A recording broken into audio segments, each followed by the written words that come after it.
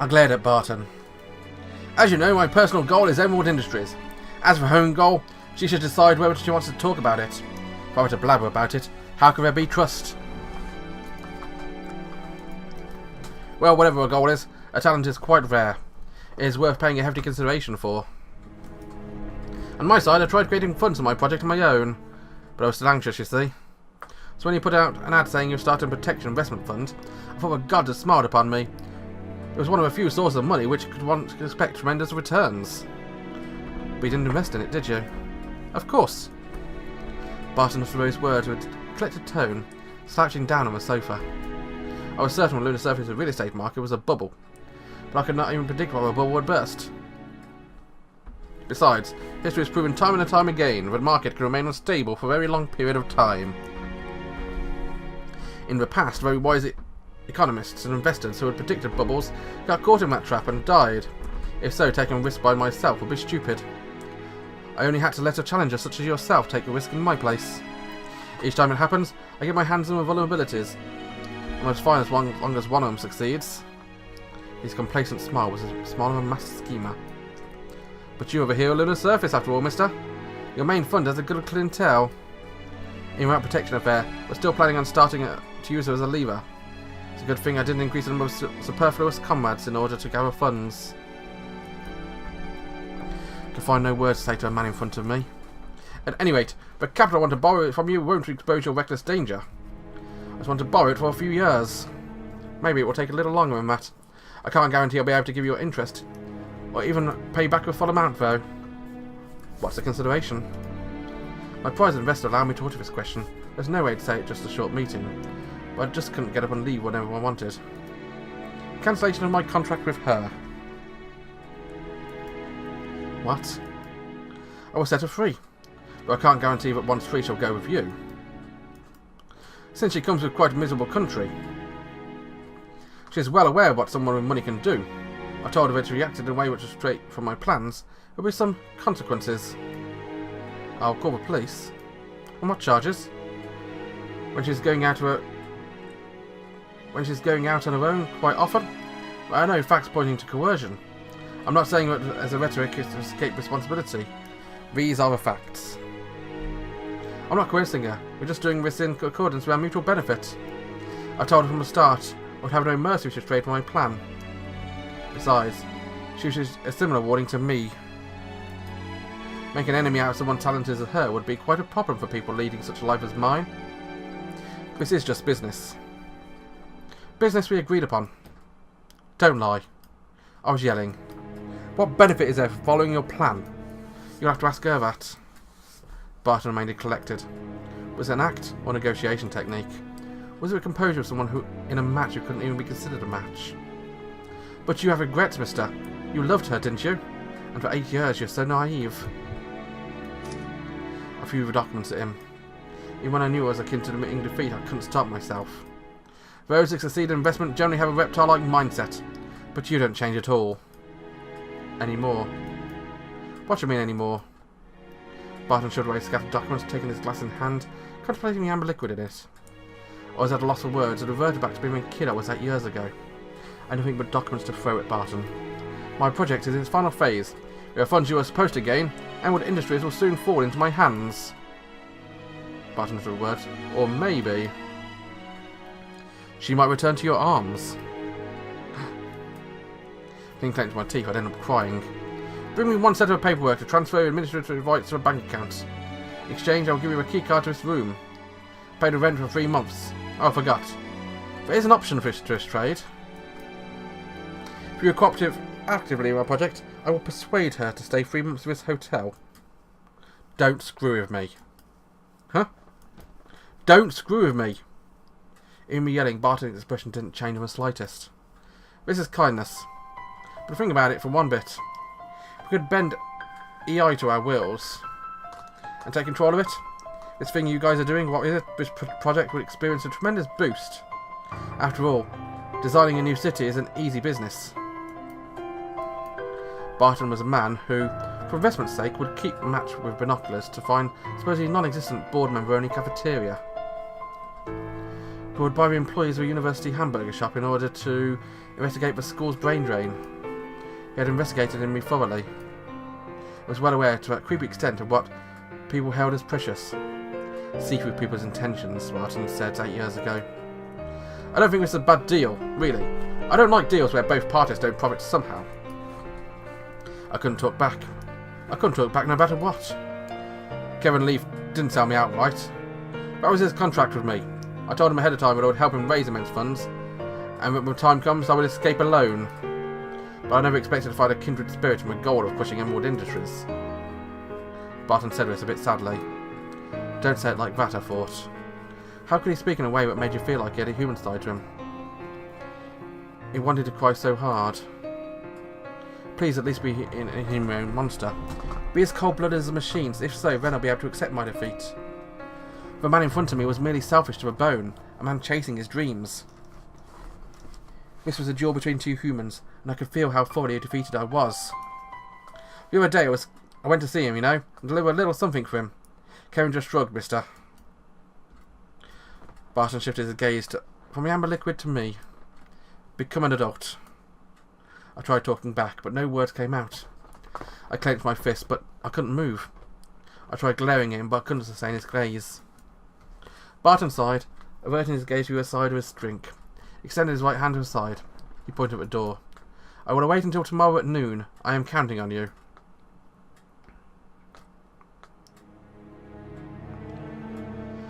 I don't remember how I got downstairs after that. I think my heart must have fried out past the main bedroom where Hagana must have been. I came back to my senses after crossing a roundabout in front of a hotel and reaching a street with very few people. How? First Marco opened his mouth when Reese and Thoreau were here. Why? I eavesdropped on your phone call. What? What about Hagana? As Reese asked this question, her expression could have been angry or sad, and I realised later she was just stiff with tension. She was there, she looked fine. Did you call the police? So uttered these words. He said she wasn't being coerced.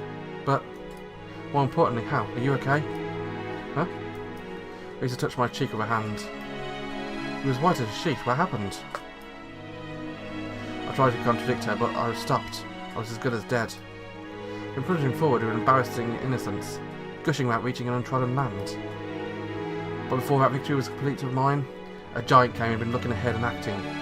He showed me what was precious to me and tried to take everything he had from everything I had. This really precious thing, Hagana, was hugged around my shoulders by Barton. She said she didn't want to see me. She looked at me as if I was a stone or a roadside. If she was any value of my existence, I'd love someone to tell me what it was. What could it be besides being as good as guessing a rise and fall of stock prices? I cast my eyes down, biting my lip and laughing for some reason. I heaved a sigh and could only utter his words. I want to sleep a bit. I could tell what Risa was about to say something, but in the end she didn't say anything. She exchanged looks with Thoreau and Marco, then she said, "There are empty rooms at the church." Sigh. After that, Thoreau called over a taxi and was in front of a hotel to get me alone. I thought only Risa was capable of such a consideration.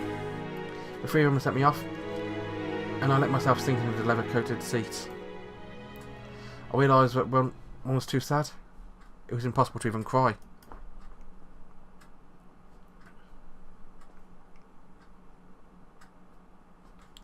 The freedom of having tens of billion more was beyond the vastness of the sum itself, being free. That was important. For that much you could do anything. That was because you could afford to put it into even unprofitable businesses.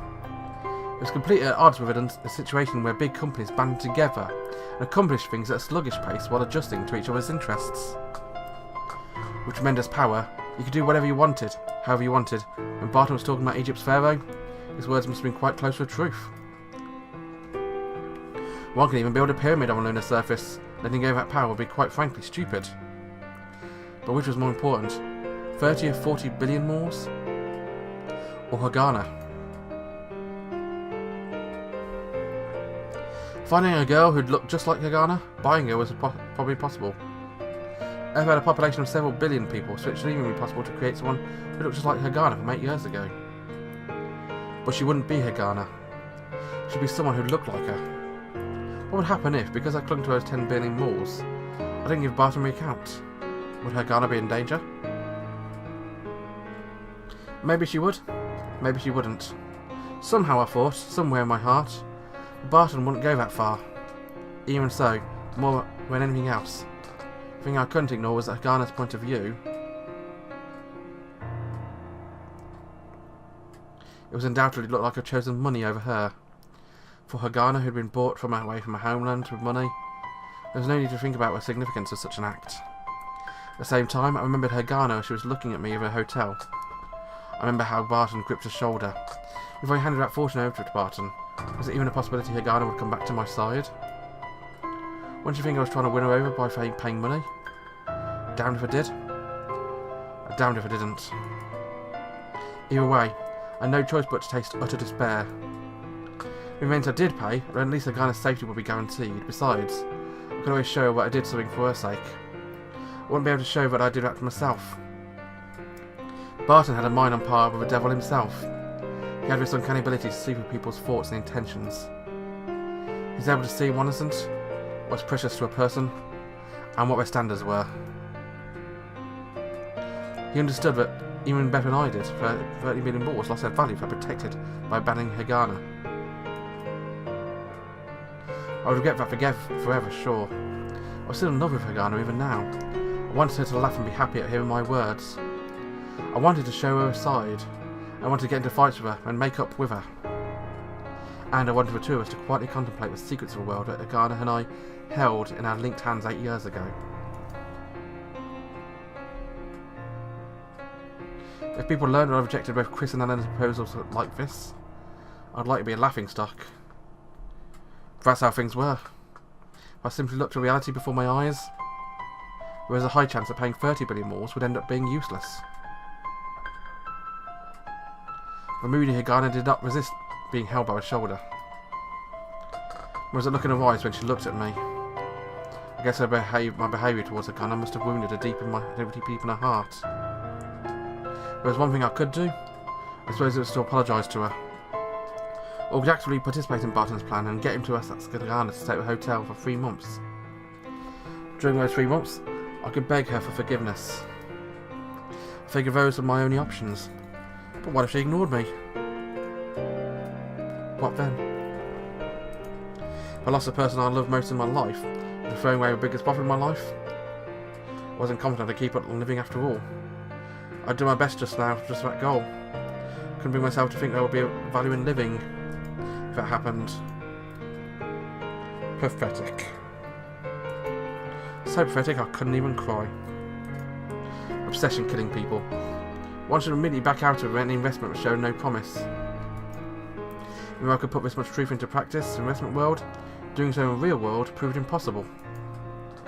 There was no way I could forget that time I spent with Hagana 8 years ago. I could not give up completely. Barton had been so composed because he knew it would turn out like this. I will pay 13 billion more to prove my sincerity to Hagana. Even if I knew it was useless, no matter what, it was the only path for me. He knew I had no choice but to do this. After a sleepless night at a church, and before any computer would recognise the morning, I could mark her and explain everything to him. I could only say I was sorry, and no matter how harshly he opposed it, I didn't plan on changing the conclusion I'd come to. However, Marco only said 2 words. I understand. He didn't even complain. He only asked me, "You are going to keep doing good work, right?" I was sort of let down, could only answer with a, "Yeah." Or could it be Marco thought it was a joke? As I started worrying, I received an email. "We're still young. Let's recover that loss someday." I found myself gripping my tablet with both hands and pressed it against my forehead. After that, I called Sasha and had her prepare a set of various documents. Obviously, Sasha questioned me in detail, whether I had become coerced. But this was not a threat, I was merely being told the price of fixing my mistake 8 years ago. After all, wouldn't a lot of people give me everything that they had if they were told I could buy a time machine? After explaining this to Sasha, I went through the procedures of changing a bank account into which these tremendous profits were to be wired. and headed to Barton's place with the documents in hand. At the church, Reese looked worried but said nothing. Amelia said, "It's alright." Those words were enough for her to refrain from saying anything.